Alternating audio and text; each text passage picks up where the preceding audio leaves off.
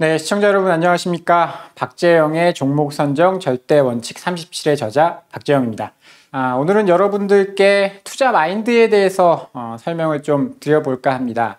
주식을 잘 고르는 것도 굉장히 중요한데요. 잘 고른 종목을 어떻게 잘 유지할지, 운용할지 이런 부분들도 주식 투자에서는 굉장히 중요합니다. 그래서 여러분들이 주식 투자를 하면서 뭐 이런저런 거 해야 된다라는 이야기들을 많이 들어보셨겠지만 절대 하면 안 되는 그런 원칙들 5가지를 여러분께 설명을 드려볼까 합니다. 먼저 5가지를 먼저 요약을 좀 해보면요. 절대 저는 물타기에 대해서는 절대 반대입니다. 뭐 굉장한 확신이 있는 게 아니다라고 한다면 물타기는 될 수 있으면 안 하시는 게 좋고요. 세상에는 투자처가 너무나 많습니다. 우리나라에만도 2,000 종목이 넘는데 한 종목에 목을 매실 필요는 절대 없다라고 생각을 하고요. 투자 자금은 금융 지식에 비례해야 된다라는 게 저의 생각이고요. 우리가 집에서 사용하는 냉장고, 세탁기, TV 이거 뭐 200~300만 원짜리 하나 사면서도 굉장히 많은 이제 조사를 하거든요. 공부 없이 투자하는 거는 뭐 당연한 이야기겠지만 절대 하시면 안 되는 일이고요. 세 번째는 욕심을 과하게 부리면 안 됩니다. 목표 수익률이 너무나 높으면 무리를 하게 됩니다. 목표 수익률이 높고 하신 분들 1년에 내가 수익을 100% 내겠다 그러면 굉장히 변동성이 큰 이제 금융상품에 투자를 하게 되거든요. 그렇게 되면 수익이 날 때는 좋지만 떨어질 때는 굉장히 큰 손실을 볼 수도 있기 때문에 너무 과도하게 목표 수익률을 설정하는 것도 저는 위험하다라고 봅니다. 그래서 현실에 맞는 목표 수익률을 정하는 게 좋고요. 네 번째는 절대적인 기준을 찾으려고 하면 안 됩니다. 이 기준만 맞추면 이 주식은 무조건 올라갈 거야. 혹은 이제 실적이 좋은 종목은 무조건 올라갈 거야. 뭐 이렇게 하나에 매몰돼서 생각하시는 투자자들이 그런 경향이 있는 투자자들이 좀 있는데요. 그것도 굉장히 좀 위험한 방법이다라고 봅니다. 세상에 굉장히 많은 분석 방법들이 있기 때문에 그런 것들을 골고루 활용하시는 게 전 좋은 투자 방법이다라고 생각을 하고요. 마지막으로 이거 굉장히 중요한데 잘 안 지켜지죠. 과도한 매매는 위험합니다. 이제 매매를 하면 할수록 수수료가 늘어나게 되거든요.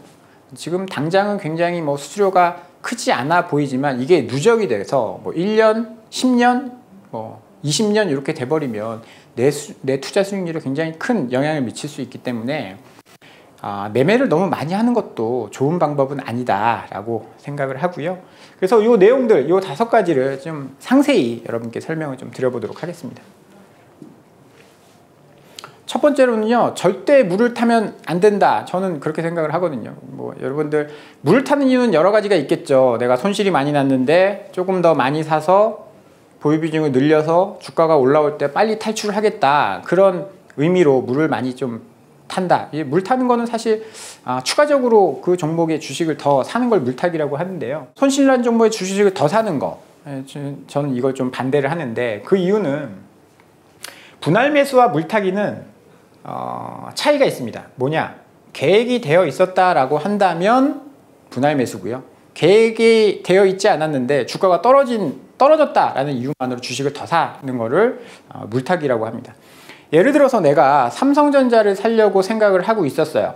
삼성전자를 1,000만 원치 사야지 라고 계획을 했습니다. 내 포트폴리오의 한 20% 정도를 삼성전자를 담겠다라고 계획을 해서 1,000만 원을 사기로 해서 처음에 매수할 때 200만 원치만 매수를 했어요. 그리고 뭐 더 떨어지면 사야지 라고 했을 때 이거는 계획이 잡혀져 있는 거죠. 그래서 더 떨어지면 200만 원 더 사고 더 사고 해서 1,000만 원을 맞추는 거는 분할 매수가 됩니다.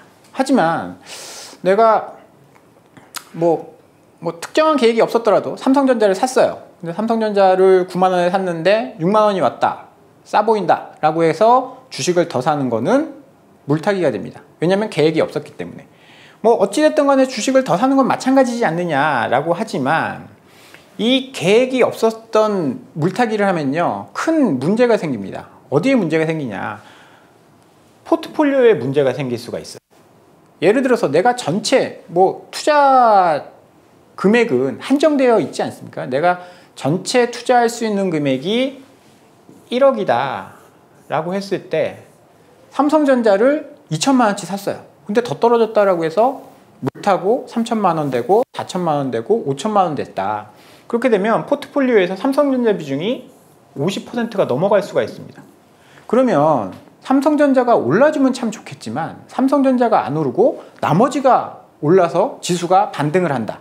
그랬을 경우에는 내 포트폴리오의 50%를 차지하고 있는 그 삼성전자가 안 올랐기 때문에 시장은 올라도 내 종목은 내 수익률은 개선이 안 되는 그런 문제가 생길 수 있다는 겁니다. 물타기를 하면 포트폴리오가 기형적으로 변하기 때문에 남들이 다 주식이 올라서 좋아할 때 나 혼자 굉장히 슬픔에 빠지는 경우가 생길 수 있기 때문에 물타기는 절대 안 됩니다.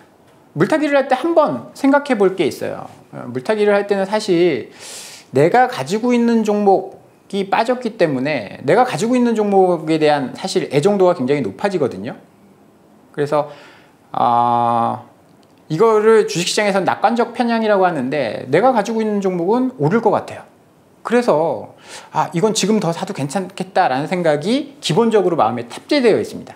그런데 그 생각을 버리고 지금 봐서도 굉장히 매력적인 철저히 분석을 해보고 나서도 매력적이다라고 한다면 더 사도 뭐 나쁘진 않겠지만 그렇게 판단하기가 좀 어렵다라는 거죠. 왜냐하면 내가 가지고 있는 종목은 꼭 오를 것 같고 내가 판 종목은 떨어질 것 같은 그런 이제 편향을 가지고 있기 때문에 그런데요. 철저한 분석 후에도 매력적인 주식은 사도 되는데 그런 주식은 그렇게 많이 떨어지지 않겠죠. 그래서 그런 것들을 봤을 때 저는 웬만하면 물타기는 안 하는 게 좋다. 왜냐하면 세상에는 굉장히 많은 종목이 있기 때문에 꼭 그 종목에 내 인생을 내 모든 것을 걸 필요는 없다라고 생각하기 때문에 물타기는 웬만하면 하지 않으시는 게 좋다. 포트폴리오가 기형적으로 변할 수 있다. 그래서 물타기는 절대 안 하시는 게 전 좋다라고 생각을 하고요. 두 번째는 공부 없이 투자를 하시면 안 됩니다. 보통 개인 투자자들이 주식을 언제 사냐면요. 남들이 누가 돈 벌었다라고 했을 때. 예를 들어서 옆집 순이 엄마가 A라는 종목 샀는데 나 수익이 엄청 많이 났어. 막 이런 이야기를 많이 하거든요.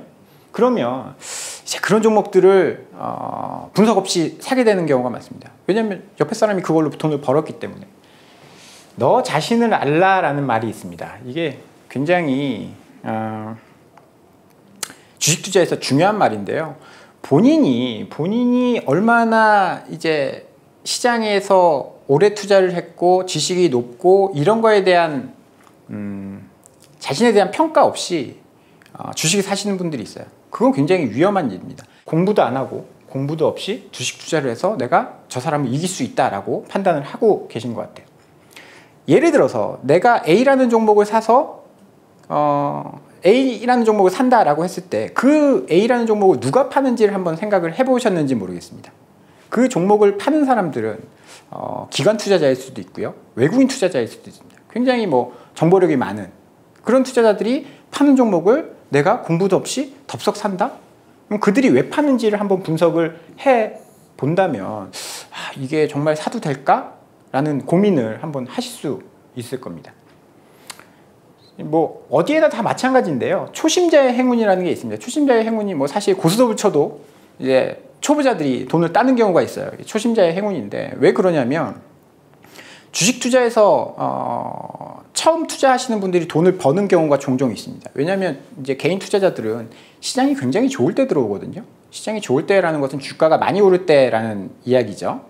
그래서 주가가 많이 오를 때 잠깐 좋았다가 주가가 많이 올랐다라는 것은 달리 이야기하면 그 주식이 좀 뭐 과대평가되어 있다? 밸류에이션이 높다? 이런 말로 바꿔서 이야기할 수가 있습니다. 그래서 주가가 좋을 때 들어와서 처음에는 돈을 좀 벌지만 돈을 조금 벌고 나면 어떻게 해요? 처음에 1,000만 원 투자해서 돈을 벌면 어떻게 하죠? 투자금을 늘립니다. 막 1억, 뭐 2억 이렇게 늘리면 그때부터 주가가 빠지기 시작해요. 그러면 거기서는 헤어나올 수가 없는 겁니다. 내가 분석 없이 처음 들어가서 돈을 벌게 되면 그 다음에는 더 큰 자금을 투여해서 더 크게 잃을 수 있다는 거죠. 우리 국내 시장에서 4번의 큰 상승기가 있었습니다. 이제 2000년대에 들어와서 2000년에 닷컴 버블이 있었죠. 그리고 2007년도에 뭐 이제 우리 펀드라든지 개인 투자자들이 펀드나 이런 것들에 자금이 많이 몰리면서 1000포인트에서 2000포인트까지 처음으로 이제 2000포인트에 도달하는 2007년도 상승기가 있었습니다. 그리고 2011년도에 큰 상승기가 한 번 있었고요. 2020년도에 동학개미 운동이라고 해서 큰 상승기가 한 번 있었습니다. 근데 그때마다 개인은 행복했을까를 한번 좀 생각을 해보시면 그렇지 않았다라는 거죠. 닷컴 버블 이후에 다 아시잖아요. 기술주들 굉장히 과대평가돼서 그 다음에 주가가 많이 떨어졌고요. 2007년도에는 2008년도에 이제 글로벌 금융위기가 오면서 주가가 굉장히 크게 하락을 했습니다. 2011년도에 차화정 장세, 그때 뭐 자문사랩이 엄청 유명세를 떨치면서 개인 투자자들이 돈을 많이 벌었지만 2012년도에 굉장히 큰 폭으로 하락을 하게 됩니다. 2020년도에 동학개미 운동도 마찬가지죠. 2020년도에 주가가 굉장히 많이 올랐다가 2021년 6월부터 뭐 지금 현재까지 주가가 굉장히 많이 떨어지게 됩니다. 들어올 때는 굉장히 좋았죠. 4번의 상승기에 들어왔기 때문에 수익이 꽤 났습니다. 그런데 그 이후에 굉장히 큰 하락을 거치면서 그 수익을 다 반납하고 오히려 손실까지 겪게 되거든요. 그게 왜 그러냐?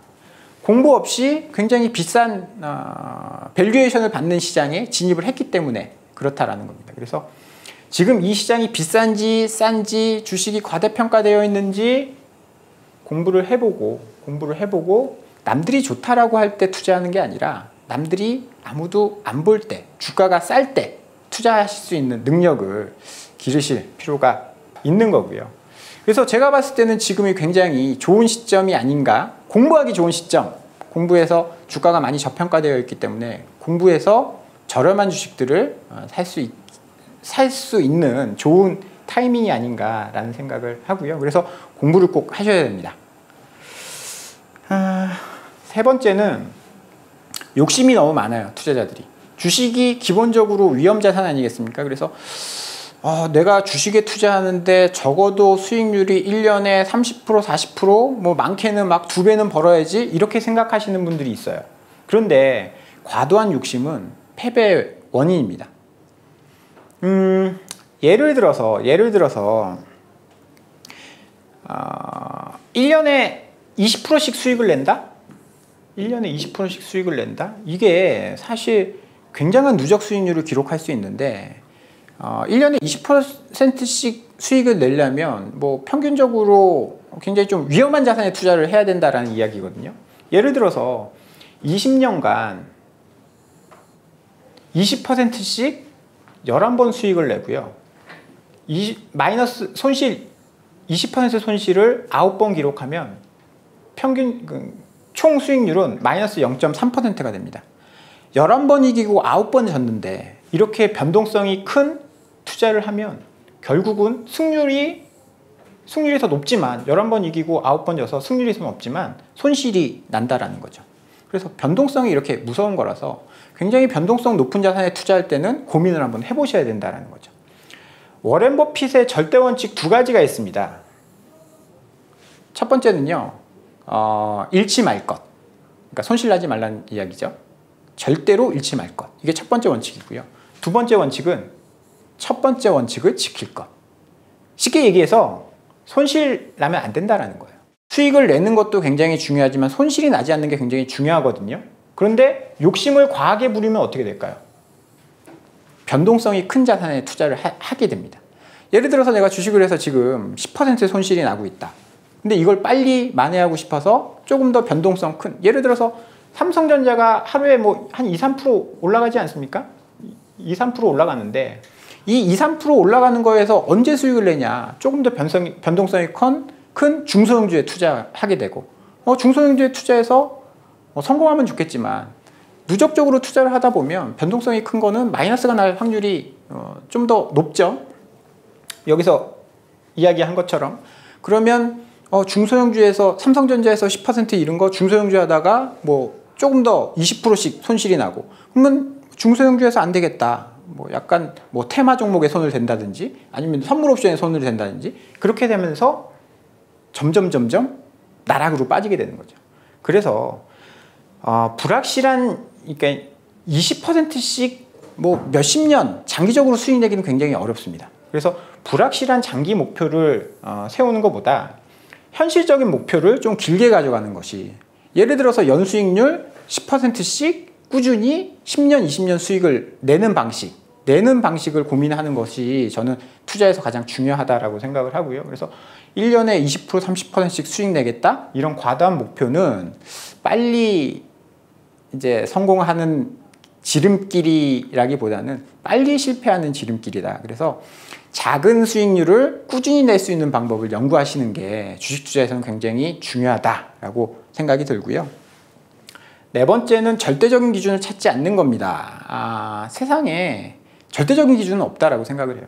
투자하시는 분들 중에 야, 기술적 분석 그게 뭐 중요하냐, 내재 가치가 중요하지, 그래서 가치 투자가 중요하다, 이렇게 이야기하시는 분들도 있고, 뭐 세상에 가치가, 절대적인 가치가 어딨냐, 뭐 이제 그 전망치는 다 틀릴 수밖에 없는데, 그래서 오르는 게 좋은 거고 떨어지는 게 나쁜 거다, 그래서 트레이딩 관점에서 시장을 봐야 된다, 이렇게 이야기하시는 분도 있는데, 제가 봤을 때 더 나은 투자는 없습니다.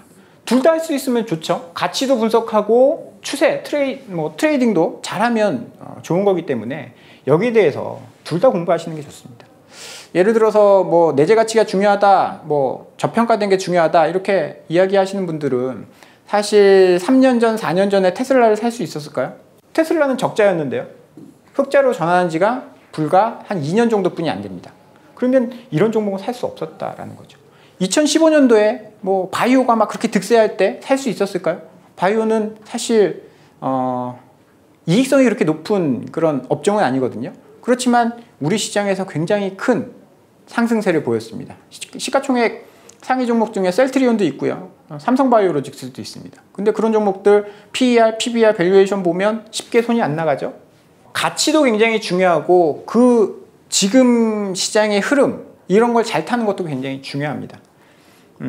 그렇지만 뭐 내재 가치나 이런 것들을 분석해야 되는 이유는 내재 가치를 알아야 위기에 대응할 수 있죠. 시장이 상승장일 때는 그 추세를 잘 따라가는 것만으로도 큰 수익을 낼 수 있지만, 상승장이 영원한 건 아니지 않습니까? 상승장에서 하락장으로 돌아섰을 때 버틸 수 있는 것들은 이제 내재 가치에 대한 분석이 잘 돼 있는 투자자들만 버틸 수 있기 때문에, 절대적인 내재 가치가 꼭 답이다, 아니면 시장의 추세가 답이다, 이런 건 없습니다. 그리고 둘이 적절히 잘 조화할 수 있는 분들이 저는 주식을 잘하는 분이다라고 생각을 하고요. 제가 이 업계에서 한 이제 18년, 거의 20년 가까이 되는데, 자신만이 옳다라고 하는 사람 중에 주식을 잘하는 사람 못 봤어요. 주식을 잘하는 사람들은 굉장히 유연합니다. 언제든지 자기 생각을 바꿀 수 있는 사람들이 주식을 굉장히 잘하는 사람이고요. 그런 분들이 주식을 잘한 걸로 저는 기억이 되고요. 그렇다라고 한다면 명확하게 절대적인 기준을 갖고 있는 사람들은 자기 생각을 잘 못 바꾸죠. 그래서 주식을 잘할 수 없다라는 이야기입니다. 그래서 이쪽이 좋을 때 저쪽이 좋을 때 유연하게 판단하는, 그렇다고 해서 소신을 갖지 말자라는 이야기는 아닙니다. 소신은 가지고 있대. 그런 것들을 잘 시장 상황에 맞춰서 유연하게 대응할 수 있는 그런 투자자가 돼야 주식을 잘할 수 있다라고 보고요. 마지막입니다. 이게 정말 중요해요. 과도한 매매를 과도하게 하시는 분들은 장기적으로 절대 큰 수익을 낼 수가 없습니다. 왜냐하면 이 수수료가 굉장히 무섭거든요. 수수료 2%, 우리가 지금 세금이 0.25 정도 되죠? 거래세가 0.25 정도 됩니다. 1년에 10번만 매매해도, 이 수수료라는 거는 세금 포함입니다. 10번만 매매해도 2%인데, 우리나라 지수가 1980년도에 100포인트로 시작했습니다. 100포인트로 시작해서 지금 2,300, 400 정도 되는데, 작년 기준으로 3,100까지 갔다라고 했을 때 42년 동안 연평균 9%로 성장을 한 게 되거든요. 이 정도만 하더라도 31배가 오른 거예요. 40년 동안. 그런데 요거를 연평균 9%가 성장한 게 아니라 연평균 7%를 성장했다라고 가정했을 때는 지금 우리나라 지수는 1,600포인트에 머물러 있습니다. 예를 들어서 내가 100만 원을 투자했을 때 1,600만 원이 되어 있다라는 거죠. 그러면 3,100만 원과 1,600만 원 굉장히 큰 괴리가 있죠. 그런데 이게 1년에 2% 차이라는 겁니다. 그래서 내가 매매를 10번 더 하면 40년 뒤에는 이런 큰 차이가 발생할 수 있다는 거죠. 그래서 웬만하면 수수료를 아끼는 그런 전략을 사용을 하실 필요가 있습니다. 직접 투자를 하신다라고 한다면 매매를 너무 과도하게 하시면 안 된다. 매매 수수료를 아끼셔야 되고요. 내가 간접 투자, ETF 이런 거 뭐 이게 펀드나 이런 거 한다라고 한다면 수수료를 아끼는 ETF나 액티브 펀드와 ETF 이 차이는 수수료 차이가 굉장히 크거든요. 그런 것들을 한번 꼼꼼히 따져보실 필요가 있다라는 거죠. 그래서 과도한 매매는 장기적으로 내 수익률을 굉장히 크게 갉아먹을 수 있다라는 것들을 명심하실 필요가 있습니다. 네, 이렇게 해서 시장에서 하면 안 돼 5가지에 대해서 제가 간략하게 말씀을 좀 드려봤습니다. 그래서 이 원칙들을 잘 지키시면서 어려운 시장 성공 투자하시기를 바라겠고요. 이 내용들은 제 책에 조금 더 자세하게 설명이 되어 있습니다. 예시와 그 다음에 이 숫자들이 많이 들어가 있어서요. 이해하시기가 더 좋을 것 같습니다. 그래서 제 책을 뭐 좀 관심 있으신 분들은 읽어보시면 좋을 것 같고요. 마지막으로 와우넷에서 제 책 서적 증정 퀴즈 이벤트를 준비했다라고 합니다. 지금 나가는 퀴즈를 들어보시고요. 정답을 맞춰주시면 감사하겠습니다. 지금부터 퀴즈 말씀드리도록 하겠습니다. 다음 중 대한민국 1위 주식 사이트의 이름은 1번 와우넷, 2번 인터넷. 굉장히 쉽죠? 정답 아시는 분들은 영상 하단 또는 댓글에 링크를 클릭하셔서요. 상품 받아가시길 바라겠습니다. 지금까지 시청해 주셔서 감사합니다.